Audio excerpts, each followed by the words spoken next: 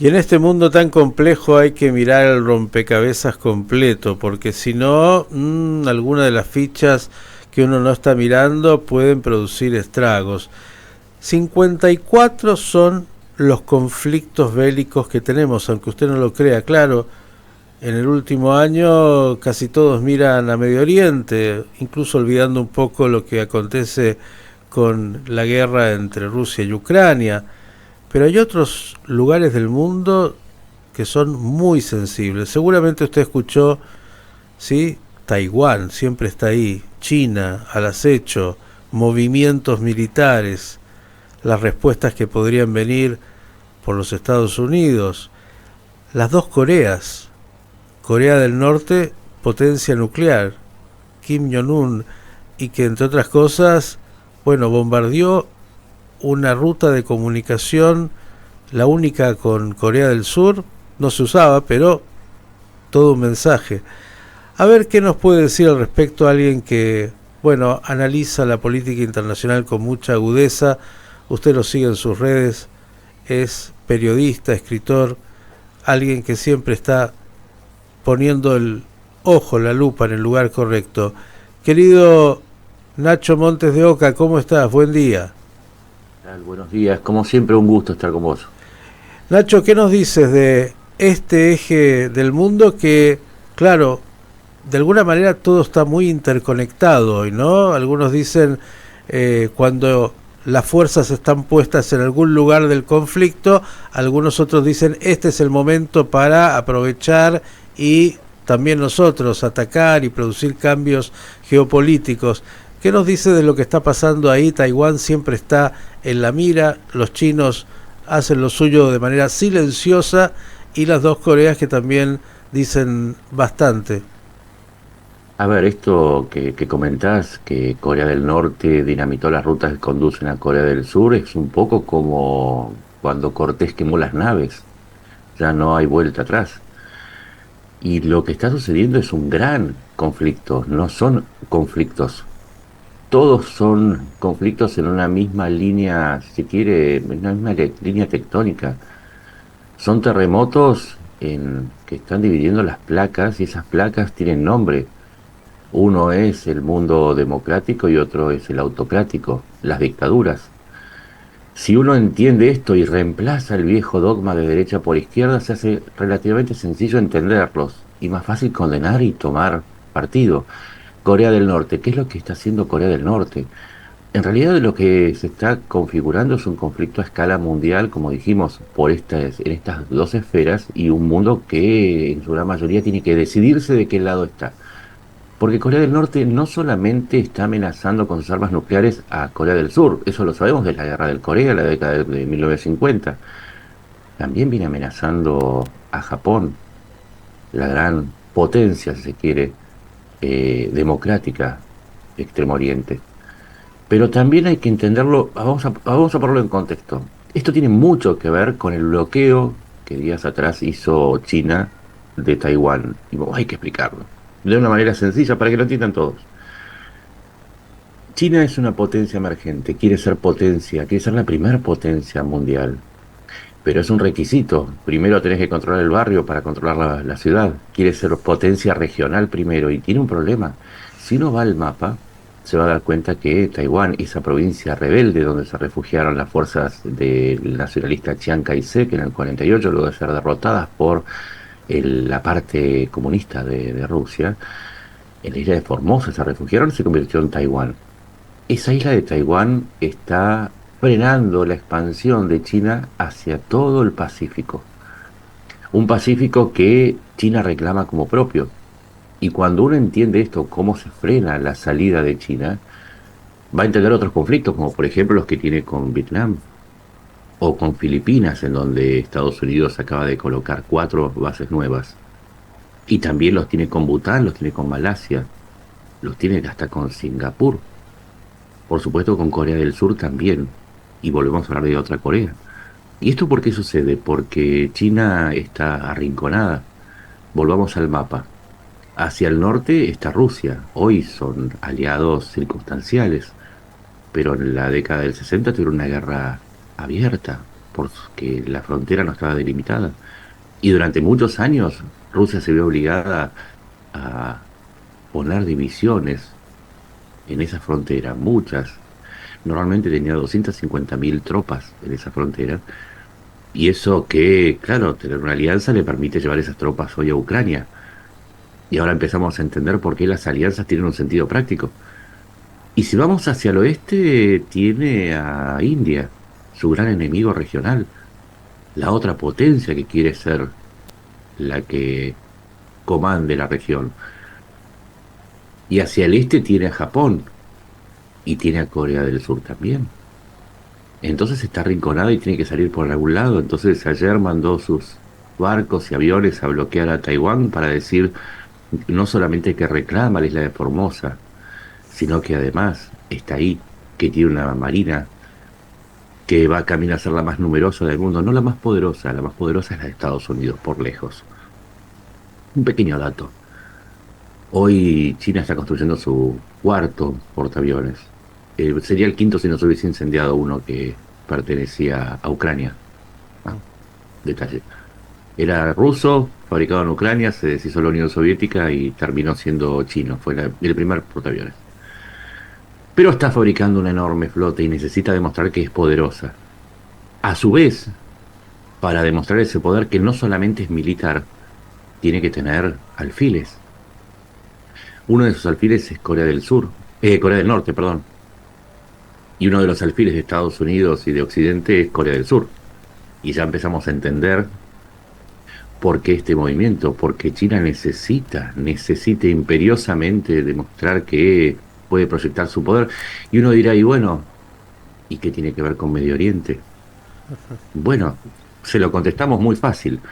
El 80% del petróleo que vende Irán al exterior, se lo vende a China.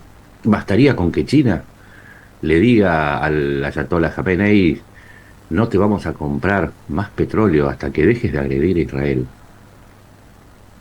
Como para que se termine el conflicto, no digo en minutos, quizás en horas, pero no llega a un conflicto que dure días, porque ningún país quebrado puede sostener la guerra. Y a la inversa, si uno lo piensa desde otra perspectiva, quien le permite a Irán seguir la guerra de agresión a Israel es China.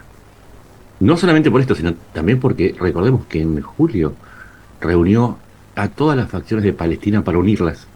Dentro de esas facciones estaba Hamás, la misma que agredió a Israel. Y también China está apoyando el esfuerzo militar de Rusia. Como aplicamos recién el mismo concepto, si hoy casi el 60% de los ingresos de Rusia depende de China, China podría frenar la invasión a Ucrania diciéndole a Putin, no te financio más la guerra, no te doy más maquinaria, no te doy más celulares, no te doy autos, no te compro ni petróleo ni gas, te tenés que ir de Ucrania, pero no lo hace. Entonces empezamos a entender que las autocracias forman un eje. Y recordemos, Corea del Norte no solamente está enviando misiles a Rusia para atacar a Ucrania, ahora está enviando soldados, 3.000 soldados que se hacen pasar por rusos, que integrándose a un regimiento de buriatos, una etnia que fisonómicamente se parece muchísimo a los de Corea del Norte. Y el otro que recibe, del otro lado que recibe los misiles y drones es Irán. Y empezamos a dar vueltas en un círculo y descubrimos que ese bloqueo de China a Taiwán cobra otro sentido. ¿Y quiénes son los que soportan a la dictadura venezolana? Casualmente, la economía china y la fuerza política de Rusia. Rusia envía asesores, China envía mercaderías a cuenta porque no le paga a Venezuela, pero así es la política. Es la misma potencia que tiene una base en nuestro país. Y todos estamos involucrados, y cierro con esto para que se entienda. No se trata de un ejercicio que a mí me guste, bueno, sí, me encanta la geopolítica. Por el control, en el control del mar de la China, de ese lugar que China dice que es suyo y que la misma Corte de La Haya le dijo en 2017 no es suya, circula el 40% de la riqueza del mundo.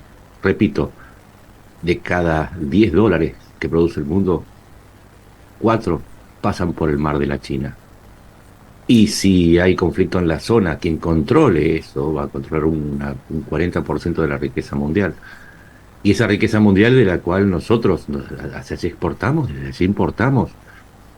Y esto que estoy diciendo, no importa en qué lugar del mundo estés, ese 40% de la riqueza tiene que ver con los precios que vos pagás, tiene que ver con lo que vos podés vender, tiene que ver con lo que vos consumís. Entonces, recapitulando, un bloqueo en Taiwán es el aleteo de una mariposa en la montaña que se puede convertir en un terremoto o en un tifón político cuando llegue a tu casa. Entonces, por eso es importante, Miguel, que entendamos que no hablamos del mundo, sino que hablamos de nuestro mundo. Nacho, ha sido tan claro y descriptivo que es imposible no comprender que estamos hablando de alguna manera de una recreación que ya es obvia de lo que era la bipolaridad del mundo, dos ejes. Ya no se trata de la Unión Soviética, ahora se trata de China, aunque lo que quedó de esa Unión Soviética juega justamente con China, los bloques que están cada vez más claros. Es difícil predecir en términos de la historia de la humanidad por dónde vamos. La pregunta es, ¿cuánto tiempo te parece que Taiwán va a poder resistir justamente ese embate chino? ¿Y cómo van a terminar, si es posible, negociando justamente los Estados Unidos con China la situación de los intereses chinos que se contraponen a los intereses norteamericanos? Importantísimo preguntarlo porque, claro, también está la ansiedad de la gente. Así como decimos cuiden su bolsillo, tenemos que cuidar su psiquis. Dentro de tantas malas noticias hay una que es muy buena. China nunca entró en guerra desde la última vez que entró en guerra fue en la década del 70 intentando invadir a Vietnam y perdió. O sea, la última guerra que tuvo fue hace muchísimos años y no fue buena. Acumula una enorme cantidad de armamentos, algunos sumamente tecnológicos y promocionados, pero la realidad es que China no está lista. Y si bien es poderosa, la sumatoria, no solamente hablamos de Estados Unidos, sino también de Gran Bretaña y Francia, que también tienen bases para frenar a China en el mar de la China. India, que está aliada en una alianza muy severa, muy fuerte para detener a China. Si sumamos a Corea del Sur, si sumamos a Japón, lo que se le opone hoy a China es inmensamente formidable, mucho más fuerte. China no está preparada todavía para iniciar una guerra. Necesita algo. Necesita que Occidente esté dividido, necesita que esté distraído en Ucrania, en Irán, y ahora se entiende por qué China no cierra esos conflictos aún pudiéndolo, pero por sobre todo necesita tiempo. No se cree que hasta el 2028-2029 tenga fuerza suficiente para combatir al mundo libre. ¿Qué podemos hacer? Porque tampoco es que no podemos hacer nada. Miren, es muy sencillo, y acá pierdo todo tipo de objetividad, voy a hablar desde un occidente. Se nos está ofreciendo un mundo en donde se nos canjee libertades a cambio de prosperidad. Ese es el modelo chino. Usted es menos libre, pero tiene prosperidad. Nosotros podemos elegir cómo embestir contra estas autocracias y es siendo más tolerantes, es siendo más pensantes e informándonos y no caer en la angustia de pensar que mañana va a haber una guerra y que entonces hay que hacer cualquier cosa e inclusive hay que aceptar cualquier tipo de pintor frustrado austríaco que nos guíe, porque esa va a ser la primera derrota. Detrás de esa derrota, cuando dejemos de ser democráticos y nos completamos en autocráticos, vamos a ser derrotados sin necesidad de disparar una sola bala. Intentemos ser más occidentales que nunca para que Occidente se salve. Eso es lo único que puedo recomendar, que no soy muy afecto a dar consejos, pero esta vez es necesario. Señores, este brillante periodista y escritor Ignacio Montes de Oca nos ha dado, sí, mucho para entender y para pensar. Nacho, como siempre, un privilegio tenerte y gracias. Y un privilegio para mí estar con ustedes. A seguir pensando las noticias.